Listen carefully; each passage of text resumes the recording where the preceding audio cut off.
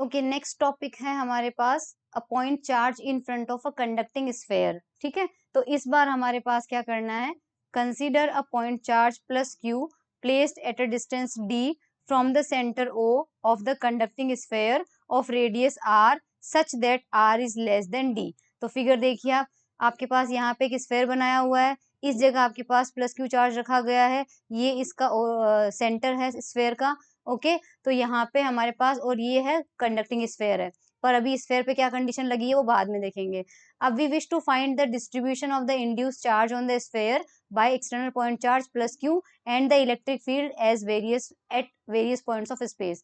अब इसमें केसेस आते हैं आपके पास। फर्स्ट केस क्या है, when the conducting sphere is grounded. तो हमारा कंडक्टिंग स्फेयर जो है उसको कर दिया हमने ग्राउंड।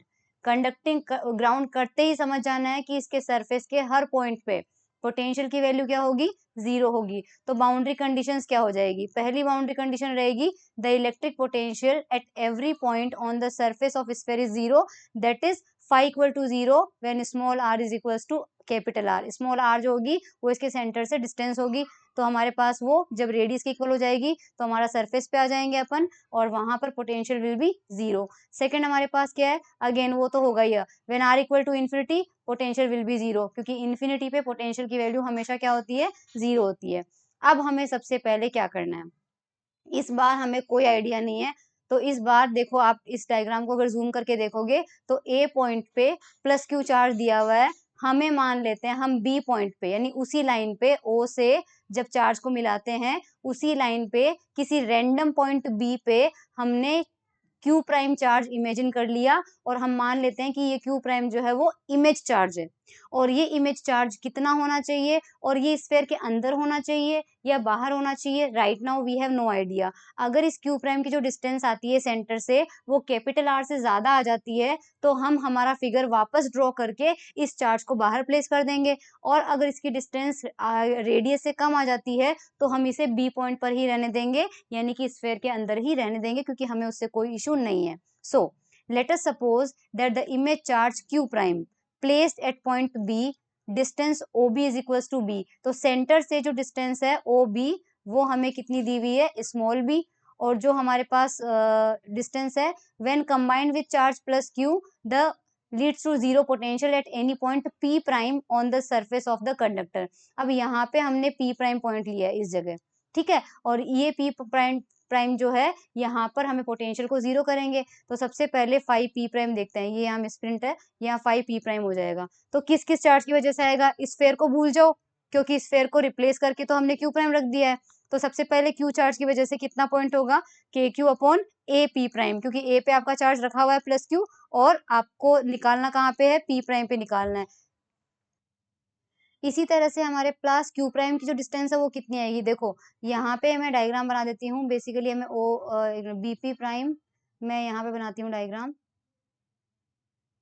तो हमारे पास ये स्फेयर था, ठीक है, ये इसका सेंटर था, यहाँ पे ए है, प्लस क्यू चार्ज रखा हुआ है, और यहाँ पे हमने क्यू प्राइम चार्ज मान लिया है, और ये ओ डिस्टेंस है, यहाँ पे बी है, और जो पी प्राइम है वो हमने यहाँ ली है, ये पी प्राइम है।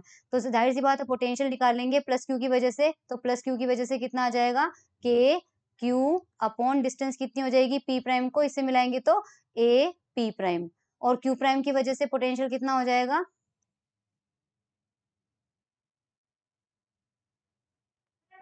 के क्यू प्राइम, और इसकी डिस्टेंस कितनी होगी, देखो क्यू प्राइम को अगर मैं इससे मिला दूं तो ये मिलाना पड़ेगा, डिस्टेंस कितनी आ जाएगी, बी पी प्राइम, करेक्ट, ये डिस्टेंस हमारे पास आ जाएगी। तो अब ये वाला फॉर्मूला दिखा देती हूँ मैं आपको, ये देखिए ये पोटेंशियल की वैल्यू हमें मिल गई, और ये पोटेंशियल कितना होना चाहिए, जीरो होना चाहिए, क्योंकि सरफेस पे आ गए अपन, और सरफेस पे पोटेंशियल की वैल्यू कितनी होनी चाहिए, जीरो होनी चाहिए। इस इक्वेशन को अगर सोल्व करते हैं तो हमारे पास क्यू प्राइम की वैल्यू कितनी आ रही है, इसको सोल्व करोगे तो क्यू प्राइम की वैल्यू आ जाएगी B P prime upon A P prime multiply by Q with negative sign.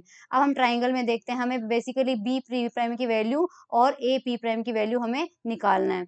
तो यहाँ पे हम बी प्राइम की वैल्यू देखते हैं, तो ये देखो, अब आपको वापस थोड़ा सा आर थीटा वाला फंक्शन में करते हैं।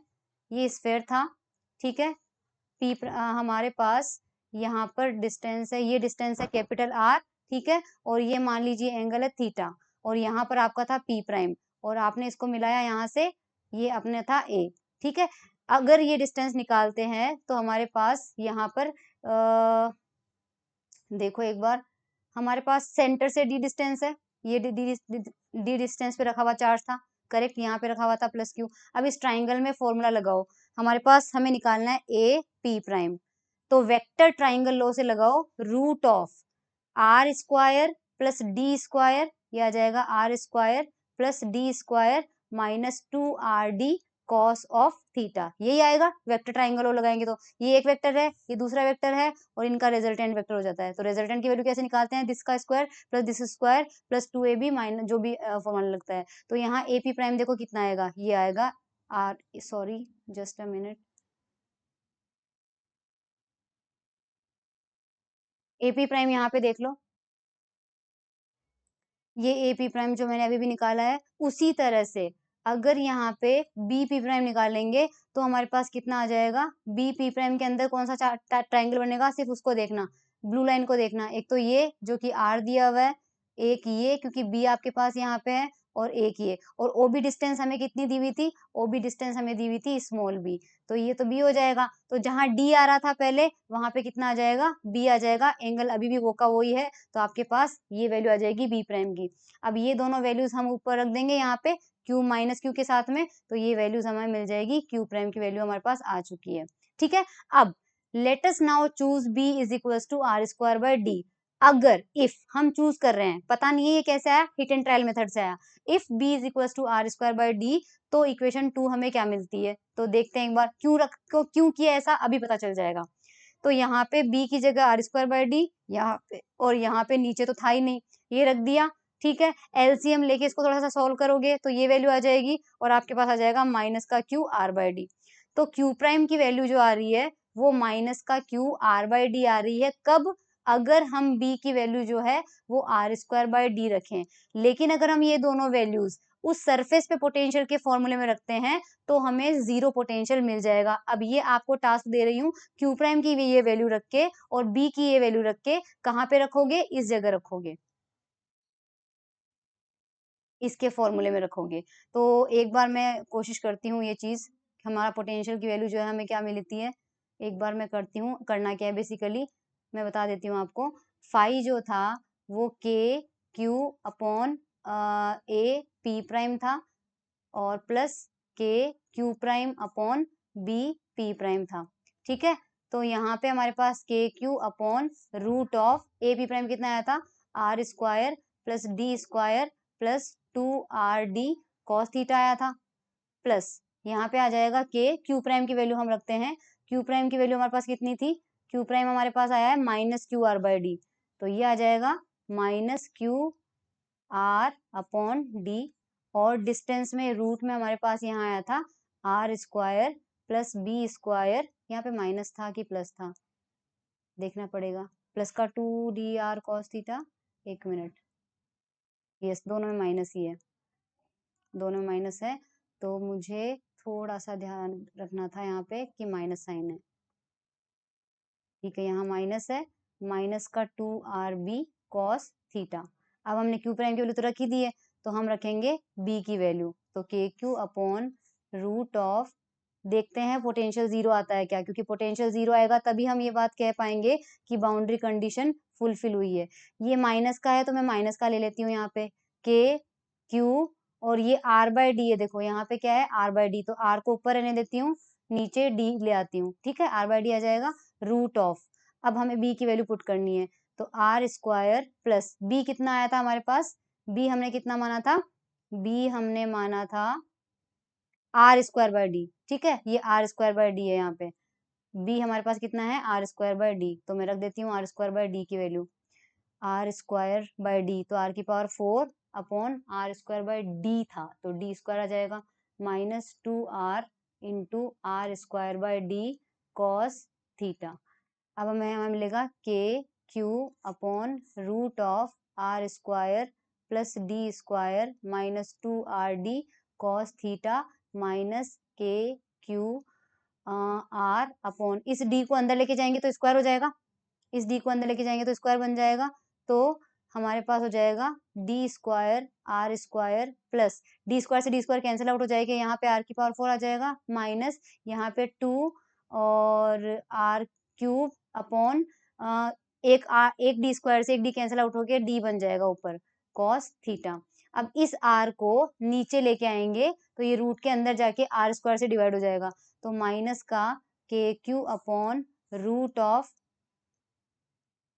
यहाँ पर आर स्क्वायर से डिवाइड होगा तो ये डी स्क्वायर बनेगा, प्लस यहाँ पे आर स्क्वायर से डिवाइड होगा तो ये आर स्क्वायर बनेगा, माइनस यहाँ आर स्क्वायर से डिवाइड होगा तो 2rd cos थीटा। और देखो ये टर्म और ये टर्म बिल्कुल सेम आ रहा है, पोटेंशियल 0 मिल गया। इसका मतलब क्यू प्राइम की वैल्यू जो थी माइनस का q r square by d, sorry r by d था, वो भी सही है, और जो हमें बी की वैल्यू मिली थी आर स्क्वायर बाय डी वो भी करेक्ट है। तो हेंस प्रूव कि हमें इमेज चार्ज बिल्कुल सही यहाँ पे मिल चुका है। ठीक है, सो हम ये कह सकते हैं कि इमेज चार्ज जो है वो इतना रहेगा, इतने डिस्टेंस पे रहेगा। तो देखो हम कह सकते हैं hence the image charge in this case is a point charge of magnitude this placed at distance this from the centre of the spherical conductor along the line joining. तो हमें इमेज चार्ज मिल गया। अब हमारा काम क्या है, अब हमें किसी रैंडम पॉइंट पर पोटेंशियल निकालना पड़ेगा। तो रैंडम पॉइंट पर पोटेंशियल निकालने के लिए देखो सबसे पहले अपन क्या करेंगे, डायग्राम किस तरह से बनाएंगे, रैंडम पॉइंट पे पोटेंशियल लेंगे। तो ये हमारा था स्फेयर, ठीक है, ये सेंटर था, यहाँ पे हमारा क्यू प्राइम था, यहाँ पे हमारा क्यू था, रैंडम पॉइंट हम यहाँ मान लेते हैं, तो ये मिला लेते हैं इसको। इसका आर और थीटा कोऑर्डिनेट है, इसका मतलब ये डिस्टेंस आर है और ये एंगल थीटा है। तो सबसे पहले क्यू की वजह से लिखेंगे, तो क्यू की वजह से निकालने के लिए ये वाली डिस्टेंस करेंगे और ये पॉइंट हमारा ए है, ठीक है। तो हमारे पास हो जाएगा के क्यू अपॉन, और ये पॉइंट पी है, के क्यू अपॉन ए पी हो जाएगा, plus k q prime upon, अब क्यू प्राइम से भी मिलाना पड़ेगा, क्यू प्राइम से दूसरे कलर से मिला देते हैं ताकि कंफ्यूजन नहीं हो। ये देखो क्यू प्राइम से मिला दिया ये, और यहाँ पे जो पॉइंट था वो हमारा कितना था बी, तो ये हो जाएगा बी पी। ठीक है, अब एपी और बीपी निकालते हैं। तो एपी वापस वैसे ही करना पड़ेगा, रूट ऑफ, देखो एपी के अंदर आप ट्राइंगल कौन सा लोगे, इस टाइम ट्राइंगल लोगे, यहाँ पे ओ है, तो ओ पी और ए, ये ट्राइंगल देख लो, इसके अंदर ये डिस्टेंस आर का स्क्वायर है और इधर हमारे पास डिस्टेंस डी है, तो small r square plus small d square minus का 2rd, और ये हमारे पास कितना आ जाएगा कॉस थीटा, करेक्ट। इसी तरह से जो बीपी है, बीपी हमारे पास कितना आ जाएगा, root of are square plus, इस बार ये डिस्टेंस लेनी पड़ेगी, ट्राइंगल ओ पी बी, तो इसके अंदर जो बी ओबी है, ओबी की वैल्यू कितनी है, बी के बराबर है, तो हमारे पास कितना आ जाएगा are square plus b square minus 2rb cos of theta. अब ये जो वैल्यूज है ये यहाँ पे और ये यहाँ पे रखेंगे, तो हमारे पास क्या आ जाएगा, देखो ये हमारे फॉर्मूला था, करेक्ट। तो ये फॉर्मूला हमें मिल चुका था, एपी हमने अभी निकाल लिया, बीपी मैंने निकाल लिया, वहां पर वैल्यू पुट कर दी उसके फॉर्मूले में, इस वाले फॉर्मूले में ये दोनों वैल्यूज यहाँ पे और ये यहाँ पे, ठीक है। अब हमने वैल्यू पुट करी तो यहाँ पे देखो क्यू प्राइम है, ये क्यू प्राइम है, क्यू प्राइम की जगह ये नेगेटिव साइन आ गया और ये क्यू आर बाई डी हो जाएगा। यहाँ पे बी की जगह वैल्यू पुट कर दी, ये बी की जगह वैल्यू पुट कर दी, ठीक है। उसके बाद थोड़ा सा सॉल्व किया, इसको सॉल्व आप खुद कर लेना। ये हमारे पास पोटेंशियल आ चुका है, पोटेंशियल आने के बाद इलेक्ट्रिक फील्ड निकालेंगे। तो अगर हमने पोटेंशियल जो है वो क्योंकि आर और थीटा के टर्म में निकाला है, तो इलेक्ट्रिक फील्ड भी क्या करना पड़ेगा, आर और थीटा के टर्म में निकालनी पड़ेगी। और हमारे पास ई आर का जो कंपोनेंट होता है वो ऐसे में माइनस का del phi by del r होता है, और जो ई थीटा होता है वो इफ यू रिमेम्बर माइनस का 1/r del by del theta, और यहाँ पर पोटेंशियल आएगा। तो हमें ये करना पड़ेगा। तो एक बार सबसे पहले आर के रेस्पेक्ट में डिफ्रेंसिएशन करते हैं। आर के रेस्पेक्ट में आप इस पूरे टर्म का डिफ्रेंसिएशन करोगे, तो मैं आपको एक बार इसका करके बता देती हूँ और एक बार इसका करके बता देती हूँ, तो आपके पास ये आ जाएगा, वो मैं इतना कर देती हूँ, ठीक है। तो हम सबसे पहले इसको लिख लेते हैं, यहाँ पे ये वाला पार्ट जो है 1/4 को छोड़ देती हूँ मैं, क्यू को भी छोड़ देती हूँ, केवल 1/रूट ऑफ उसका करके डिफ्रेंसिएशन बता देती हूँ। एक तो आपको करना है डेल बाय डेल आर 1/रूट of are square plus D square minus 2rd cos theta, इसका करना है, ठीक है। तो ये कितना हो जाएगा, इसकी पावर नीचे 1/2 है, तो ये हो जाएगा डेल बाय डेल आर, और हमारे पास हो जाएगा are square plus D square minus 2rd cos theta की पावर -1/2, nx की पावर n-1, n x की पावर n-1, तो पावर 3/2 हो जाएगा, लेकिन साथ में अब अंदर का भी करना पड़ेगा। तो इसके अंदर r के 2 टर्म है, एक तो ये वाला टर्म और एक ये वाला टर्म है, इसका हो जाएगा 2r और इसका हो जाएगा यहाँ पे r का 1 हो जाएगा, तो माइनस का 2d cos थीटा। तो ये वाला 2 और ये वाला 2 जो है इस वाले 2 से कैंसिल आउट हो जाएंगे, यहाँ माइनस का आपके पास बनेगा इस वाले एक्सप्रेशन से r minus D cos theta और डिवाइडेड बाय आपके पास आ जाएगा r square plus D square minus 2rd cos theta और उसकी पावर कितनी हो जाएगी 3/2। ये मैं आपको दिखा देती हूँ एक बार, ये देखो यहाँ पे आ चुका है ये, करेक्ट, यहाँ पे मिल चुका है। उसी तरह से सेकंड वाले का करके बता देती हूँ यहाँ पे, सेकंड वाले का भी आप करेंगे तो सेकंड वाले में भी देखो अंदर का फंक्शन का कितना हो जाएगा, आर स्क्वायर एक तो यहाँ पे है और एक आर स्क्वायर यहाँ पे है, इन दो का होगा तो यहाँ पे आपके पास ये वाला टर्म बच जाएगा। ठीक है, सो आपके पास यहाँ पर del five by del R आ जाएगा। उसी तरह से अब हमें यहाँ पे क्या करना है, यहाँ पे थीटा करना था, डेल ई आर की वैल्यू है, ठीक है, और ई थीटा इन्होंने गलत कर दिया, ई थीटा जो है वो यहाँ पे ये आ जाएगा इस तरह से। थीटा के रिस्पेक्ट में करेंगे तो थीटा के रिस्पेक्ट में सेम टू सेम कर देती हूँ इसी फंक्शन का, दूसरे वाले का आप खुद कर लेना। अगर इसी फंक्शन का थीटा के रिस्पेक्ट में करना होता तो एन एक्स की पावर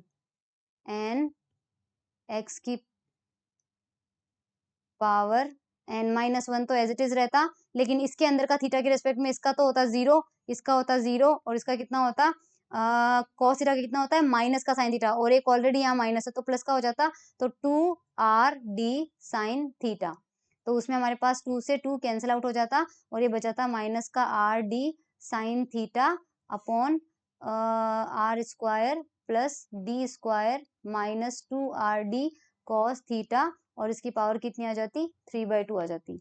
ठीक है, अब हमारे पास क्योंकि ई आर के अंदर ध्यान रखना ई थीटा में, सॉरी ई थीटा का फॉर्मूला होता है माइनस का 1/r del phi upon del theta, तो ये वैल्यू आपने जो है वो अभी भी निकाली थी, तो ये वाला r इस वाले r से कैंसिल आउट होके माइनस का d साइन थीटा ही बचेगा आपके पास यहाँ पे। तो यहाँ पर देखो d साइन थीटा ही लिखा हुआ है, ये d साइन थीटा।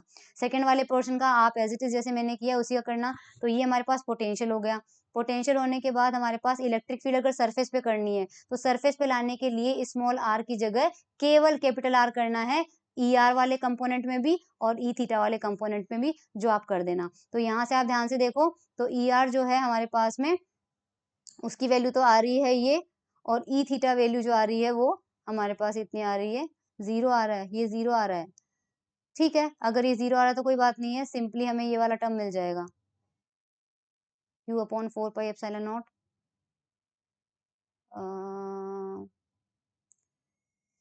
हाँ, ये समझ में नहीं आ रहा कि इन्होंने मिस टाइप कर रखा है। एनीवेज आपको क्या करना है मैं बता देती हूँ आपको। इक्वेशन नंबर 5 में स्मॉल r की जगह रखना कैपिटल R, ठीक है, और इक्वेशन नंबर 6 में स्मॉल r की जगह रखना कैपिटल R, तो आपके पास ई आर भी आ जाएगा और ई थीटा भी आ जाएगा, और मैग्नीट्यूड जो है एक शायद 0 होगा इस कंडीशन में, क्योंकि सरफेस पे क्या आता है हमेशा परपेंडिकुलर आता है। तो आप देख लेना ई थीटा आपके पास 0 आ जाएगा, तो ये वैल्यू जो है वो आपके पास 0 मिल जाएगी, तो ये वाली जो वैल्यू है वही मैग्नीट्यूड हो जाएगा, यहाँ पे आपके पास मैग्नीट्यूड आ जाएगा। ठीक है, वो आप चेक करके देख लेना। अब हमें सरफेस चार्ज डेंसिटी निकालनी है।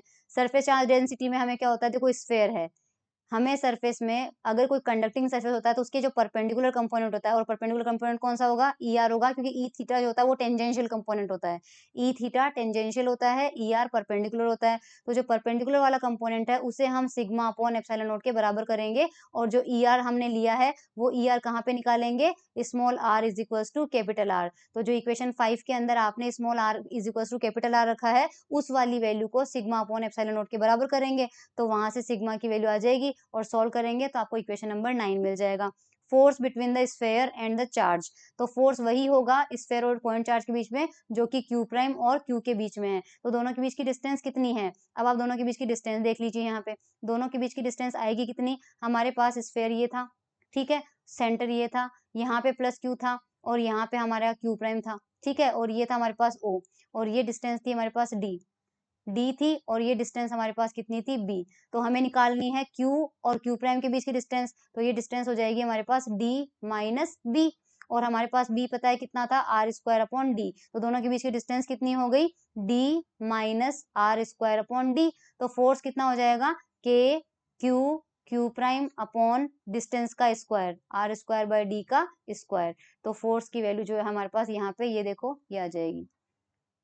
ठीक है, इस तरह से हमने फोर्स भी निकाल लिया।